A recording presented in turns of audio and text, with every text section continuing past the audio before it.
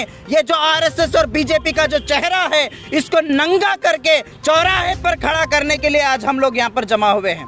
ये लोग हमारे देश के देशभक्त नहीं हैं, ये लोग हमारे देश को पसंद नहीं करते हैं। तो इसीलिए हम आवाम को कहना चाहते हैं, ना ये हिंदू के हैं, ना ये मुसलमान के हैं, ना ही ये इस देश के हैं। तो हम इनको बताना है कि ये कहाँ के हैं।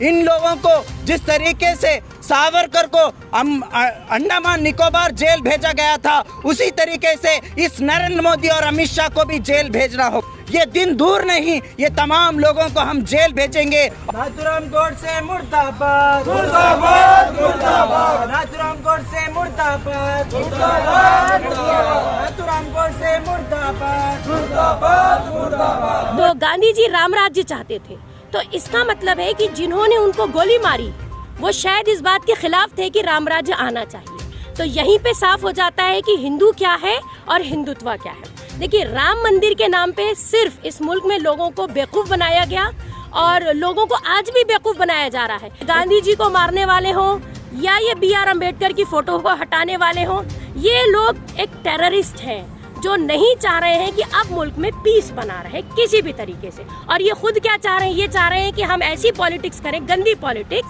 कि मुल्क जो है वो वायलेंस में मुब्तला हो जाए और हम पावर में बने रहे, हम मुल्क को बेच बेच के खाते रहे, हम मुल्क की दूसरी कौमों को सप्रेस करते रहे। 30 जनवरी 1948 को इस देश के राष्ट्रपिता महात्मा गांधी जी का इसी वक्त असर की अजान हो रही थी।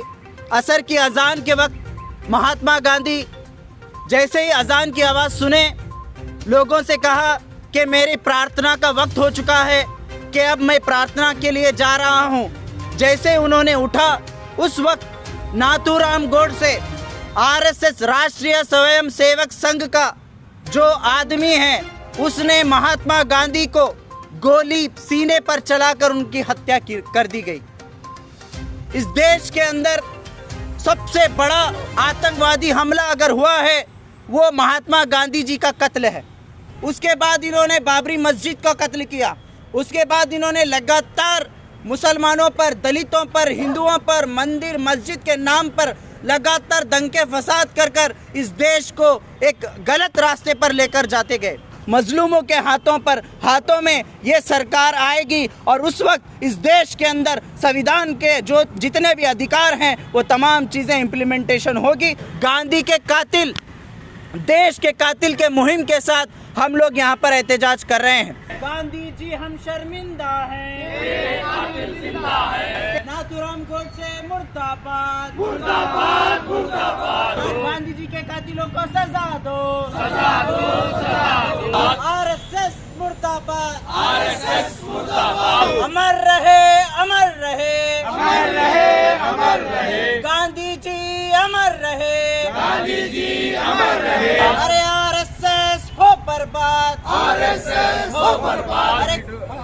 मुर्दाबाद, मुर्दाबाद, नाथूराम गोडसे मुर्दाबाद, नाथूराम गोडसे मुर्दाबाद, मुर्दाबाद, मुर्दाबाद। 30 जनवरी 1948 को इस देश के राष्ट्रपिता महात्मा गांधी जी का इसी वक्त असर की अजान हो रही थी।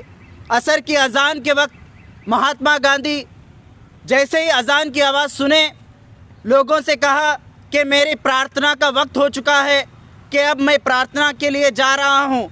जैसे उन्होंने उठा, उस वक्त नाथूराम गोडसे RSS राष्ट्रीय स्वयं सेवक संघ का जो आदमी है, उसने महात्मा गांधी को गोली सीने पर चलाकर उनकी हत्या कर दी गई।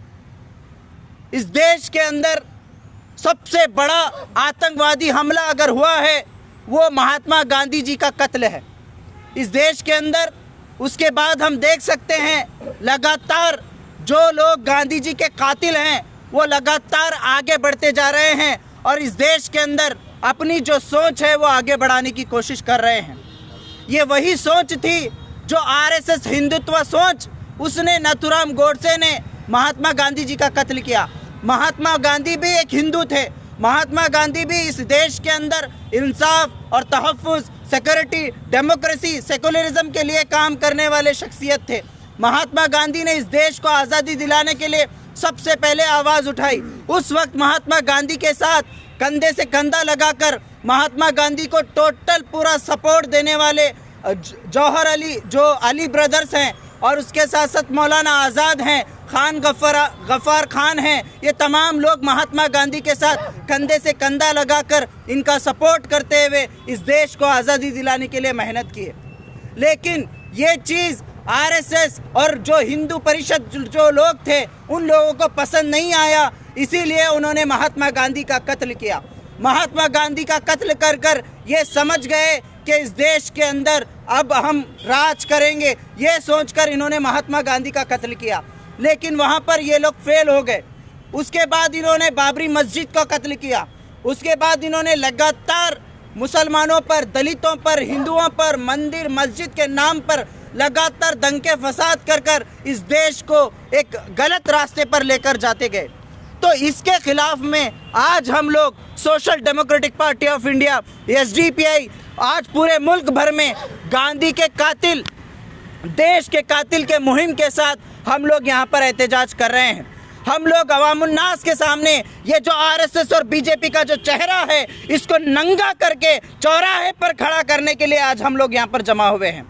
जो RSS का जो नंगा नाच पूरे देश भर में हो रहा है, जो 2 दिन पहले रिपब्लिक डे के दिन जो लगातार बाबा साहेब अम्बेडकर के साथ जो तौहीन की गई, जो इस संविधान के साथ तौहीन की गई, हम तमाम लोगों को बताना चाहते हैं ये लोग हमारे देश के देशभक्त नहीं हैं, ये लोग हमारे देश को पसंद नहीं करते हैं, ये देश को सेकुलर नहीं बनाना चाहते हैं, डेमोक्रेटिक नहीं बनाना चाहते हैं, ये लोग सिर्फ और सिर्फ यहाँ पर हिंदू राष्ट्र बनाना चाहते हैं। तो इसीलिए हम आवाम को कहना चाहते हैं, ना ये हिंदू के हैं, ना ये मुसलमान के हैं, ना ही ये इस देश के हैं। तो हम इनको बताना है कि ये कहाँ के हैं। इन लोगों को जिस तरीके से सावरकर को अंडमान निकोबार जेल भेजा गया था, उसी तरीके से इस नरेंद्र मोदी और अमित शाह को भी जेल भेजना होगा। ये दिन दूर नहीं, ये तमाम लोगों को हम जेल भेजेंगे और इंशाअल्लाह मजलूमों के हाथों में ये सरकार आएगी और उस वक्त इस देश के अंदर संविधान के जो जितने भी अधिकार हैं वो तमाम चीज़ें इम्प्लीमेंटेशन होगी। मैं यही बात कहते हुए अपनी बात को ख़त्म करता हूँ। 30 जनवरी, जिसको हम मार्टायर डे भी कहते हैं, यानी शहीदों का दिन, आज के दिन गांधी जी का असैसिनेशन हुआ था और आज के दिन को SDPI जो है वो पूरे हिंदुस्तान में बहुत ज़ोर शोर से प्रोटेस्ट करके मना रही है। यहाँ पे मुझे कुछ ज़्यादा हिस्ट्री बताने की ज़रूरत इसलिए नहीं कि हम सभी हिंदुस्तानी जानते हैं कि क्या हुआ था और कैसे हुआ था। यहाँ पे मैं ये ज़रूर बोलना चाहूँगी कि गांधी जी बिलीव करते थे कि हिंदुस्तान में जो सिस्टम आना चाहिए, रूल जो आना चाहिए, वो राम राज्य होना चाहिए। गांधी जी राम राज्य में बिलीव करते थे और गांधी जी ने हुजूर पाक सल्लल्लाहु अलैहि वसल्लम की बायोग्राफी पढ़ी थी और 4 हमारे जो खुलफाए राशिदीन हैं, जिनको हम PS अपने लीडर्स मानते हैं, रिलीजियस लीडर्स, उनमें से जो दूसरे नंबर के हमारे खलीफा हैं उमर रज़ी अल्लाह अन्हु, तो गांधी जी उनकी बायोग्राफी पढ़ने के बाद ये मानते थे कि अगर राम राज्य रहा होगा तो वो बिल्कुल वैसे ही रहा होगा जैसा कि दूसरे हमारे जो खलीफा हैं उमर रज़ी अल्लाह अन्हु उनका रहा होगा। और ये मैं वो फैक्ट्स बता रही हूँ जो गूगल पे अगर आप सर्च करेंगे तो आपको मिल जाएंगे कि गांधी जी का क्या ख्याल था बायोग्राफी पढ़ने के बाद हमारे खुलफाए राशिदीन की। तो गांधी जी राम राज्य चाहते थे, तो इसका मतलब है कि जिन्होंने उनको गोली मारी वो शायद इस बात के खिलाफ थे कि राम राज्य आना चाहिए। तो यहीं पे साफ हो जाता है कि हिंदू क्या है और हिंदुत्व क्या है। देखिए, राम मंदिर के नाम पे सिर्फ इस मुल्क में लोगों को बेवकूफ़ बनाया गया और लोगों को आज भी बेवकूफ़ बनाया जा रहा है। राम मंदिर के पीछे कोई जज्बात नहीं है, राम मंदिर के पीछे हिंदुओं का साथ देना नहीं है। अगर कोई हिंदू ये समझता है कि राम मंदिर बना के BJP गवर्नमेंट उनको रिलीजियस ग्लोरीफाई कर रही है या उनको उनके मज़हब को ग्लोरिफिकेशन दिला रही है, तो वो दुनिया के सबसे बड़े बेवकूफ़ हैं। क्योंकि खुद गांधी जी चाहते थे राम राज्य हो और उनको गोली इसीलिए मारी गई क्योंकि उनकी आइडियोलॉजी में आज के हिंदुत्व बिल्कुल बिलीव नहीं करते हैं। तो ये एक बहुत बड़ी कॉन्स्पिरेसी थी, प्लानिंग फाइटिंग थी, जिसका हिस्सा जो है वो सावरकर भी। ये वही सावरकर हैं जिसको आज बीजेपी गवर्नमेंट जो है वो अवार्ड देने की बात करती है और कहती है कि नेशनल ऑनर दिया जाएगा। तो हम ये बात अगर सामने रख के सोचें तो बेवकूफ़ से बेवकूफ़ इंसान भी जो होगा उसकी समझ में आ जाएगा कि किधर जा रहा है मुल्क और कैसी हो गई ये सोच, हम कितने घटिया हो चुके हैं। फादर ऑफ नेशन के कातिलों को आज हम कहते हैं कि हमें अवार्ड देना चाहिए, बहुत शर्म की बात है। देखिए, हम तो गांधी जी के मानने वाले हैं, हम जब तक जिंदा हैं गांधी जी की आइडियोलॉजीज में बिलीव करेंगे और उनको मानते रहेंगे।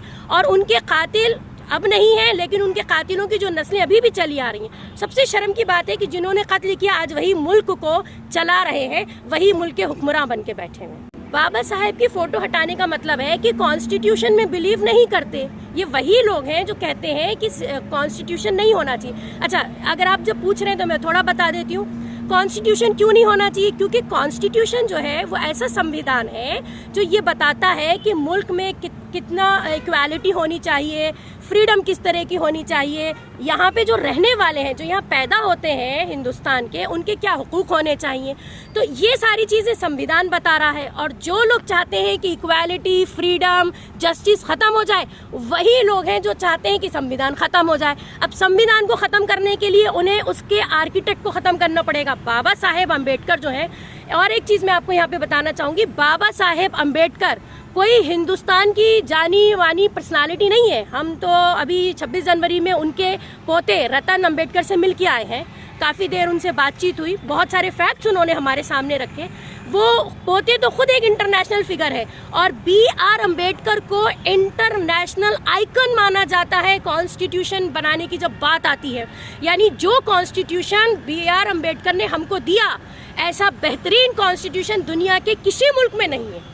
तो जाहिर सी बात है जो मुल्क के दुश्मन होंगे वो कॉन्स्टिट्यूशन के दुश्मन होंगे, और जिन्हें कॉन्स्टिट्यूशन हटाना है, कॉन्स्टिट्यूशन से नफरत है, तो वो BR अम्बेडकर की फोटो को ही हटाना चाहेंगे।